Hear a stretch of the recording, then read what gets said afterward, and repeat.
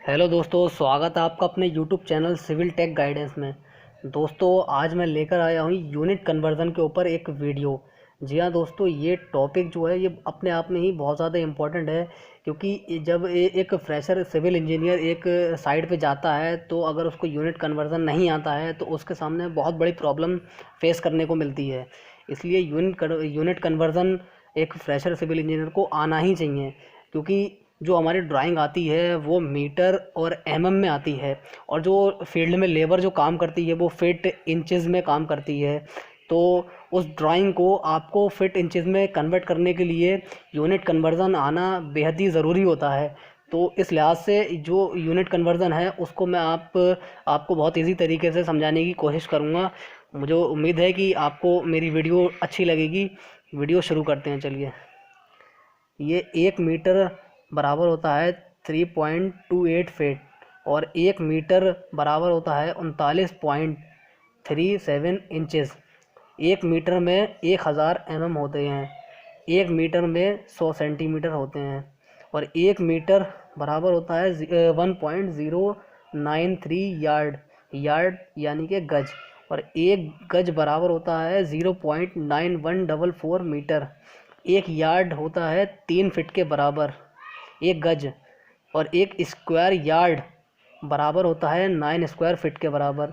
1 metre square बराबर होता है 10.76 स्क्वायर फीट के बराबर। 1 इंच बराबर होता है 25.4 mm के। 1 इंच में 8 सूत होते हैं, और 1 सूत बराबर होता है 3.17 mm। 1 फीट में 12 इंचेस होते हैं, और 1 फीट बराबर होता है 304 mm। इसको अगर हम मोस्टली 300 mm मान लेते हैं।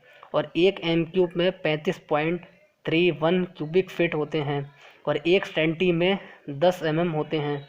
1 फीट में 0.304 मीटर होते हैं, और 1 इंच में 2.54 सेंटी होते हैं। दोस्तों, ये जो मैंने आपको ये बताया है, अगर आप इतना ही याद कर लेंगे तो आपको यूनिट कन्वर्ज़न में कोई दिक्कत नहीं आने वाली होगी। आपको साइट पे कोई आपका सीनियर जब आपको मेज़रमेंट लेने के लिए भेजता है तो आपको यूनिट कन्वर्ज़न की ज़रूरत पड़ेगी। इसलिए आपको ज़्यादा यूनिट कन्वर्ज़न नहीं सीखते हुए खाली आप इतना ही सीख लेंगे या याद कर लेते हैं तो आपको मैं गारंटी देता हूँ कि आपको यूनिट कन्वर्ज़न में कहीं फंसेंगे नहीं आप। तो आप ये जो जितना भी मैंने जो बताया है आपको ये पूरा याद कर लेना है, मतलब रट लेना है एक तरीके से। अगर आपने ये रट लिया तो आपको यूनिट कन्वर्ज़न में बहुत ज़्यादा आसानी हो जाएगी। इसलिए मैं तो यही कहूँगा, आपको ये 3-4 बार याद कर लीजिए, और याद करने के बाद आपको यूनिट कन्वर्ज़न में बहुत प्रॉब्लम फेस नहीं करना पड़ेगी। आपको बहुत इजी तरीके से जो है यूनिट कन्वर्ज़न आप कर लेंगे। यूनिट कन्वर्ज़न करने से पहले ये जो साइन है वो साइन के बारे में मैं कुछ बता देता हूँ। जैसे ये डबल साइन जो लगा हुआ है ये कॉमा की तरह, तो इसको हम इंच कहते हैं। और ये जो कॉमा अगर 2 लगे होते हैं तो इंच होता है ये, इसका मतलब। और अगर कॉमा 1 लगा होता है तो हमारा फिट होता है ये। तो चलिए मैं जो है यूनिट कन्वर्ज़न आपको करके बताता हूँ। उससे पहले मैं आपको 2 पॉइंट हैं वो आपको मैं बता देता हूँ, जिसको जानना आपके लिए बहुत ज़रूरी है। जैसे बड़ी संख्या से छोटी संख्या में जब हम जाएंगे तब हमेशा गुणा करेंगे। जैसे मुझे जो है मीटर से सेंटीमीटर में जाना है, तो मैं जैसे 1 मीटर में मेरे 100 सेंटी होते हैं, 100 सेंटीमीटर होते हैं, तो 1 मीटर इंटू 100 सेंटी। तो इसको जब मल्टीप्लाई करेंगे तो मेरे 100 सेंटी आ जाएंगे।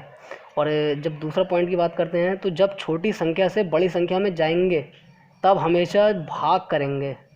समझ लीजिए, जैसे कि अब मुझे मीटर में जाना है और मेरे पास जो है 100 सेंटी है। 100 सेंटी को मैं एक मीटर में कितने सेंटी होते हैं? 100 सेंटी। अब इसको जो है मैं अगर मीटर में जाऊंगा तो इसको 100 से जो है इसका भाग दूंगा तो 100 से 100 कट जाएगा और 1 मीटर मेरे पास आ जाएगा। चलिए मैं आपको कुछ यूनिट कन्वर्ज़न करके बताता हूँ, जिससे आपको समझ में आ जाए कि मैं क्या बताना चाह रहा था, और आप समझ लेंगे उसको। जैसे मेरे पास 1000 स्क्वायर फीट है, अब मुझे इसको चेंज करना है गज में, यार्ड में। तो स्क्वायर फीट से मुझे गज में जाना है, मतलब मैंने आपको बताया था 1 स्क्वायर यार्ड 9 स्क्वायर फीट के बराबर होता है। यानी कि मुझे छोटी संख्या से बड़ी संख्या में जाना है तो मैं क्या करूँगा, भाग दूंगा। जैसे मैंने अभी आपको यहाँ पे बताया कि मुझे जब छोटी संख्या मिली होगी और मुझे उसको बड़ी संख्या में कन्वर्ट करना होगा तो मैं भाग करूँगा। अब मैं यहाँ पे यही करूँगा कि मुझे मालूम है कि एक यार्ड में मेरे 9 स्क्वायर फीट होते हैं, तो मुझे जाना है यार्ड में। तो मैं 1000 को 9 से जब इसका भाग दूंगा तो मेरे पास 111.1 गज आ जाएगा, यानी कि ये यार्ड आ गया मेरे पास। दूसरा एग्जांपल लेता हूँ मैं, अगर मेरे पास 100 गज का कोई प्लाट है, उसको मुझे स्क्वायर फीट में चेंज करना है, तो स्क्वायर फीट में चेंज करने के लिए मैं क्या करूँगा, जैसे मैंने यहाँ बताया था कि अगर बड़ी संख्या से मुझे छोटी संख्या में जाना है तो मैं हमेशा गुणा करूँगा। तो मुझे गुणा करनी होगी यहाँ पर। जैसे मेरे पास एक 100 प्लाट का 100 गज का एक प्लाट है, मुझे इसको स्क्वायर फीट में मतलब बड़ी संख्या से छोटी संख्या में जाना है, तो मैं सिंपली इसको जो है एक 9 से जो है मल्टीप्लाई कर दूंगा तो मेरे 900 स्क्वायर फीट आ जाएंगे। अब तीसरा एग्जांपल अगर मैं लेता हूँ, तो मेरे पास कोई प्लाट है 10 मीटर बाय 30 मीटर का। अब इसको मुझे स्क्वायर फीट, ये मेरा जो है स्क्वायर मीटर में निकल के आ जाता है, ये 10 × 30, इसको मेरा ये आ गया 300 स्क्वायर मीटर। 300 स्क्वायर मीटर को मुझे स्क्वायर फीट में चेंज करना है। अब ये बड़ी संख्या है, मुझे जाना है छोटी संख्या में, तो ये बड़ी संख्या मुझे जाना है इसमें जो है स्क्वायर फीट में चेंज करना है। तो मैं क्या करूँगा, इसको मल्टीप्लाई कर दूँगा।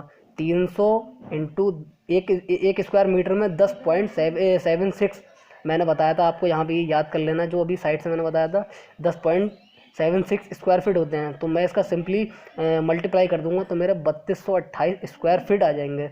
अब मैं चौथा एक और लेता हूँ एग्जांपल, मुझे 30 इंच ये दिए हुए हैं और मुझे इसको फिट में चेंज करना है। अब मुझे मालूम है कि एक फिट में 12 इंच होते हैं, तो मैं 30 को 12 से भाग दूंगा तो मेरे 2.5 फीट आ जाएगा। अब इसी को मैं अगर ये 30 फिट ले लेता हूँ और इसको मुझे इंच में चेंज करना है, तो मैं सिंपली क्या करूँगा, 30 को 12 से इंटू करूँगा, मल्टीप्लाई करूँगा तो मेरे 360 इंच आ जाएंगे। ये सिंपल सा है। और अगर मैं पाँचवा एग्जाम्पल लूँ, जैसे मुझे 50 mm दिए गए हैं, अब मुझे इसको इंच में चेंज करना है, तो मुझे मालूम है कि 1 इंच में 25.4 mm होते हैं। तो मुझे सिंपली क्या करना पड़ेगा, 50 को मैं 25.4 से भाग दूंगा तो मेरे पास 1.9 इंचेस आ जाएंगे। अब इसी जगह पे अगर मेरे पास 50 इंच आ जाए और उसको मुझे चेंज करना है mm में, तो मैं सिंपली क्या करूँगा, उसको 25.4 से मल्टीप्लाई दे दूँगा तो मेरा 1270 mm आ जाएगा। जी हाँ दोस्तों, अगर आपने ये देख लिया है और आप इसको जो है एक दो बार अगर प्रैक्टिस करेंगे और इसको जो है अगर याद कर लेते हैं, जो मैंने ये बताया है इसको अगर याद कर लेते हैं, तो आपको यूनिट कन्वर्जन में कोई दिक्कत नहीं होगी। और साइट पे जब जाते हैं तो आपको यूनिट कन्वर्जन आना ही चाहिए, क्योंकि आपको टेप पढ़ना जो है, अगर यूनिट कन्वर्जन नहीं आता है तो आप नहीं सीख पाएंगे। और मेज़रमेंट लेना भी आप बहुत प्रॉब्लम होगी मेज़रमेंट लेने में, अगर आपको यूनिट कन्वर्जन नहीं आता होगा। तो इसलिए आपको दोस्तों यूनिट कन्वर्जन आना ही चाहिए, क्योंकि ये बहुत ही ज़्यादा यूज़ होने वाला टॉपिक है। और फ्रेशर सिविल इंजीनियर को तो आना ही चाहिए, मतलब मोस्टली इस यहाँ पे जो है मतलब बहुत ही ज़्यादा इंपॉर्टेंट है, आपको ये सीखना ही पड़ेगा, तब आपका आगे जो है प्रोग्रेस होगी, अदरवाइज़ आपकी प्रोग्रेस नहीं हो पाएगी। तो दोस्तों, आप मेरे चैनल पर बने रहिए, इसी तरीके से मैं आपको इसी टाइप के टॉपिक लेके आता रहूँगा, जो आपको साइट से रिलेटेड जो प्रॉब्लम होती हैं एक फ्रेशर सिविल इंजीनियर को, उसको दूर करने के लिए, जैसे जो कुछ प्रॉब्लम होती है, जैसे एस्टिमेशन में कोई प्रॉब्लम आती है और बार बेंडिंग शेड्यूल में प्रॉब्लम आती है, तो इस टाइप की मैं छोटी छोटी वीडियो लाता रहूँगा। तो प्लीज़ मेरे चैनल पर बने रहिए और लाइक करिए अगर वीडियो अच्छी लग रही है, और मेरे चैनल को ज़्यादा से ज़्यादा लोगों में शेयर कीजिए, जिससे लोगों का भी जो है सीखने का मिल सके। और शुक्रिया दोस्तों, थैंक्स फॉर वॉचिंग। मेरे चैनल को देखने के लिए आपका बहुत बहुत धन्यवाद।